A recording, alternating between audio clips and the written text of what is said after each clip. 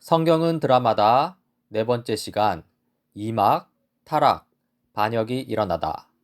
죄의 본질과 죄의 결과입니다. 타락과 관련하여서 유진 피터스는 다음과 같이 말합니다. 재앙이 일어났다. 좋았던 출발은 더 이상 지속되지 못한다. 재앙으로 인해 우리는 거기에서 멀어졌다.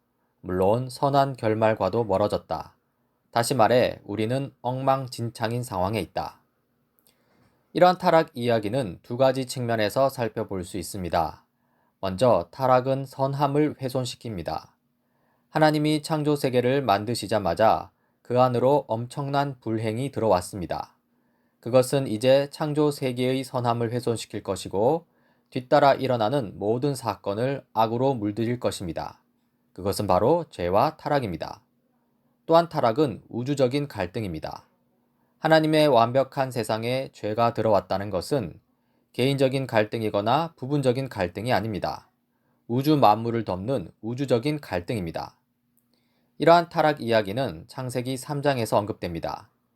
창세기 3장은 하나님의 세상에서 어떻게 악이 시작되었는지 그 불가사의한 기원에 대해 믿을 만한 이야기를 제공합니다. 그리고 그 시초는 첫 인간 부부의 반란이었습니다. 아담과 하와는 유혹을 받았고요. 그에 굴복했고요. 그리고 재앙이 임했습니다. 창세기 3장 이야기를 하기 전에 짧게 창세기 1장 2장 선한 창조에 관해서 다시 한번 살펴보겠습니다. 하나님이 인간을 창조하셨을 때 첫 인간 아담과 하와는 선했습니다. 창세기 1장 31절을 보면 인간을 창조하신 후에 하나님이 손수 만드신 모든 것을 보시니 보시기에 참 좋았다고 하는데요. 이것은 인간이 선하다는 것을 의미합니다. 하나님이 창조하신 세계 전체도 선합니다. 당장 하나님이 아담과 하와를 두신 에덴이라는 동산의 이름은 즐거움과 기쁨을 나타내는데요. 이 에덴의 땅은 비옥했고 광물 자원도 풍부했습니다. 에덴에 대한 묘사를 보면 그곳이 하나님이 거주하신 곳이었음을 알 수 있습니다. 여호와 하나님이 동산을 거니시며 거기서 아담과 하와와 교제하셨다. 당연히 하나님이 계신 곳이니까 선한 곳이겠죠. 샬롬이라고 하는데요. 처음 창조 세계는 샬롬의 향기가 짙게 배어 있었습니다.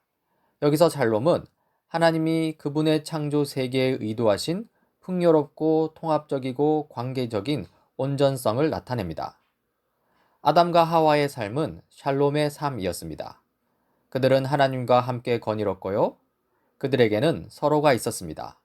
그들이 비옥한 토지를 경작하고 싹이 나는 식물들을 가꾸어 주었을 때 동산은 그들이 필요로 하는 모든 것을 공급해 주었습니다. 평화로운 수평선에 폭풍 구름 같은 것은 찾아볼 수 없었고요. 문제가 일어날 조짐도 없었습니다. 그런데 문제가 발생했습니다. 창세기 3장 죄와 타락인데요. 우리 모두는 우리가 사는 세상이 깊은 상처 가운데 있다는 것을 직감적으로 알고 있습니다.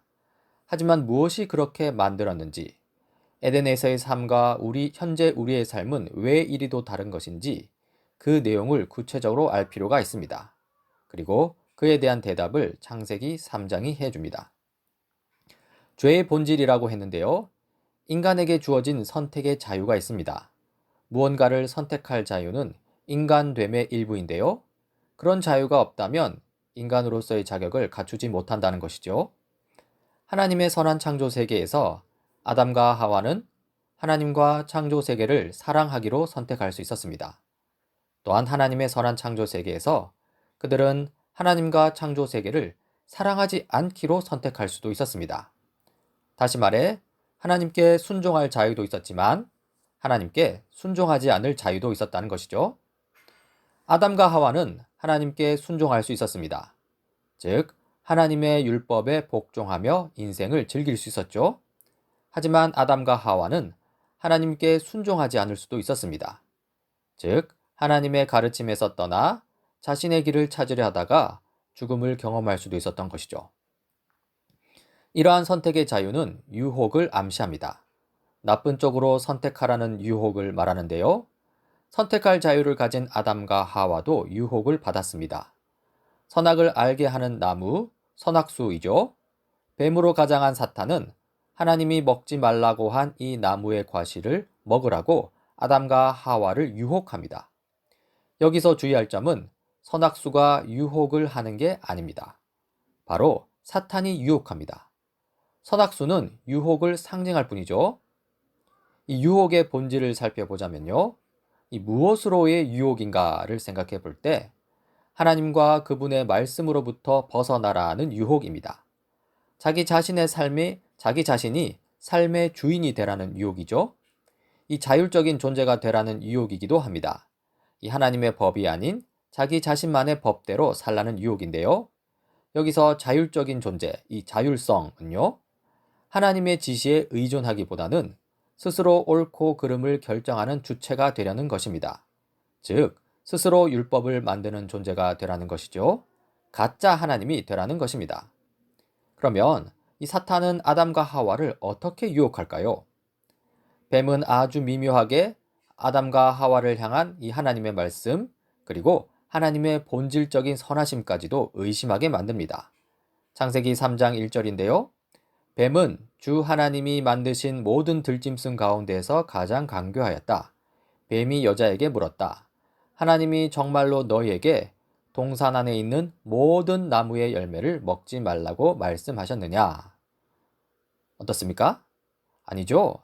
하나님은 모든 나무의 열매를 먹지 말라고 하신 게 아니라 선악을 알게 하는 나무의 열매만을 먹지 말라고 하셨습니다. 사탄은 의도적으로 모든이라는 단어를 사용해서 하나님을 매우 인색한 분으로 만들고 있는 것이죠. 또한 뱀으로 가장한 사탄은 인간 피조물이 그 나무의 과실을 먹고 경험적으로 선악을 알게 되면 자신과 동등해질까봐 하나님이 우려하고 있다고 말합니다. 창세기 3장 5절이죠. 하나님은 너희가 그 나무 열매를 먹으면 너희의 눈이 밝아지고 하나님처럼 되어서 선과 악을 알게 된다는 것을 아시고 그렇게 말씀하신 것이다. 이 하나님처럼 되어서라고 하는데요. 이 하나님을 아주 우습게 보는 것이죠. 그리고 뱀으로 가장한 사탄은 아담과 하와가 그 과실을 먹으면 죽을 것이라고 하나님이 말씀하셨지만 오히려 그것을 먹으면 진정한 삶의 길을 발견하게 될 것이라고 거짓말합니다. 창세기 3장 3절 4절입니다. 여자가 뱀에게 말하였다. 하나님은 어기면 죽는다고 하셨다. 뱀이 여자에게 말하였다. 너희는 절대로 죽지 않는다. 이러한 사탄의 유혹에 아담과 하와는 넘어가고 마는데요. 아담과 하와는 하나님의 말씀보다 사탄 뱀의 말을 듣고 그 나무를 다르게 보고서는 결국 과실을 따먹고 맙니다. 창세기 3장 6절입니다. 여자가 그 나무의 열매를 보니 먹음직도 하고 보암직도 하였다. 그뿐만 아니라 사람을 슬기롭게 할 만큼 탐스럽기도 한 나무였다. 여자가 그 열매를 따서 먹고 함께 있는 남편에게도 주니 그도 그것을 먹었다. 네, 그 결과 어떻게 되었을까요? 네, 죄의 결과이죠. 아담과 하와는 죽음을 경험하게 됩니다. 곧바로 죽지는 않습니다. 아담과 하와의 육체적인 삶이 그 과실을 먹자마자 끝나지는 않는다는 것이죠. 즉, 곧바로 육체적 죽음을 경험하지는 않습니다. 그러나 곧바로 죽는 것이 있습니다. 이 아담과 하와 속에 있는 무언가가, 이 그들 사이에 있는 무언가가 죽음을 경험하는데요. 먼저 자기 자신과 이웃과의 관계가 죽었습니다. 자기 자신에 대한 인식과 이웃과의 관계에 대한 인식이 손상을 입은 것이죠. 그들은 지독하게 자의식이 강해지고 그래서 서둘러 자신들의 벌거벗은 몸을 가리려고 합니다. 그들은 처음으로 수치심을 느낍니다. 창세기 3장 7절입니다. 그러자 두 사람의 눈이 밝아져서 자기들이 벗은 몸인 것을 알고 무화과 나무 잎으로 치마를 엮어서 몸을 가렸다. 다음으로 하나님과의 관계가 죽었습니다. 그들은 여호와 하나님과의 관계가 깨어지는 것을 경험하는데요. 두려움과 부끄러움 때문에 하나님을 피해서 숨습니다. 그리고 하나님은 아담과 하와를 대면하시고 심판을 선포하시지요. 창세기 3장 8절입니다. 그 남자와 그 아내는 날이 저물고 바람이 서늘할 때 주 하나님이 동산을 거니시는 소리를 들었다. 남자와 그 아내는 주 하나님의 낯을 피하여서 동산 나무 사이에 숨었다. 그리고 또한 이 세상과의 관계가 죽었습니다. 땅은 상처를 입어 남자들의 일이 어려워지고 더 이상 노동은 즐겁지 않은 것이 된 것이죠. 이 창세기 3장 17절 18절입니다. 이제 땅이 너 때문에 저주를 받을 것이다. 너는 죽는 날까지 수고를 하여야만 땅에서 나는 것을 먹을 수 있을 것이다. 땅은 너에게 가시덤불과 엉겅퀴를 낼 것이다. 너는 들에서 자라는 푸성귀를 먹을 것이다. 한편 여자는 출산의 고통을 겪게 되기도 합니다. 그리고 아담과 하와는 에덴 동산에서 쫓겨나고 동산 입구에는 빗장이 쳐집니다. 창세기 3장 24절인데요. 그를 쫓아내신 다음에 에덴 동산의 동쪽에 그룹들을 세우시고 빙빙 도는 불칼을 두셔서 생명나무에 이르는 길을 지키게 하셨다. 이 지금까지 죄의 본질과 그 죄의 결과에 대해서 살펴보았는데요. 간단히 정리해 보겠습니다. 먼저 죄의 본질이 무엇이냐 했을 때 이 죄는 자율성을 향한 추구입니다. 그리고 죄는 하나님을 떠나려는 욕망입니다. 즉 죄는 신적인 왕을 대항하는 인간의 반역입니다. 그래서 오늘 성경 공부의 제목을 타락, 반역이 일어나다로 했죠. 다음으로 죄의 결과입니다. 이 죄의 결과는 관계의 깨어짐, 분리됨입니다. 하나님과의 관계가 깨어졌습니다. 아담과 하와는 동산을 거니시는 하나님으로부터 숨었죠. 자기 자신, 이웃과의 관계도 깨어졌습니다. 벌거벗은 자신의 모습을 보고 수치심을 느꼈고요.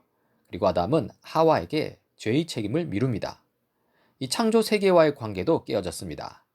땅이 저주를 받아 소산물을 쉬이 내어주지 않게 되었고요. 아담은 땀을 흘려 힘들게 일해야 했습니다. 이러한 죄의 결과를 우리는 죽음이라고 합니다. 이 죽음이라는 것은 육체적인 삶이 끝나는 것 훨씬 이상의 의미를 가집니다. 즉, 죽음이란 일반적으로는 관계가 깨어진 것을 의미하고요. 특별하게는 아주 중요한 이 하나님과의 관계가 끊어진 것을 의미합니다. 어떻습니까? 선하게 창조된 인간은 죄와 타락에 빠져버렸습니다. 이제 모든 것이 끝나버린 걸까요? 그렇지 않습니다. 이 끝나지 않은 이야기라고 했는데요. 죄가 세상으로 들어오는 이 비극적인 이야기에서도 하나님은 그분의 창조 세계와 그분의 나라를 향한 목적을 포기하지 않으십니다. 이 아담과 하와는 하나님으로부터 도망치지만 은혜롭게도 하나님이 먼저 그들을 찾아가십니다. 창세기 3장 8절 9절이죠. 남자와 그 아내는 주 하나님의 낯을 피하여서 동산 나무 사이에 숨었다. 그러나 주 하나님이 그 남자를 부르시며 물었다. 네가 어디에 있느냐? 또한 하나님은 벌거벗어 수치심을 느끼는 그들을 위해 옷을 지어 입히셨습니다. 창세기 3장 21절입니다. 주 하나님이 가죽옷을 만들어서 아담과 그의 아내에게 입혀 주었다. 그리고 하나님은 심판을 선포하시지만 뱀을 저주하시고 여자의 후손이 뱀의 후손을 짓밟을 것이라고 약속하십니다. 창세기 3장 15절입니다. 내가 너로 여자와 원수가 되게 하고 너의 자손을 여자의 자손과 원수가 되게 하겠다. 여자의 자손은 너의 머리를 상하게 하고 너는 여자의 자손의 발꿈치를 상하게 할 것이다. 이 아담과 하와가 에덴을 떠날 때 그들의 미래는 아주 불확실해 보였습니다. 불순종은 재난을 불러왔습니다. 이제 그들 뒤로 아름다운 동산의 문이 닫혔고요. 불확실하고 위험한 세상이 그들 앞에 있습니다. 하지만 하나님은 그들에게 입을 옷을 주셨습니다. 그리고 뱀의 머리를 상하게 할 하와의 후손에 대해 말씀하셨습니다. 이것은 우리가 기억해야 할 신비로운 약속입니다. 이 다음 시간부터는 이 신비로운 약속에 관한 이야기를 시작해 볼까 합니다.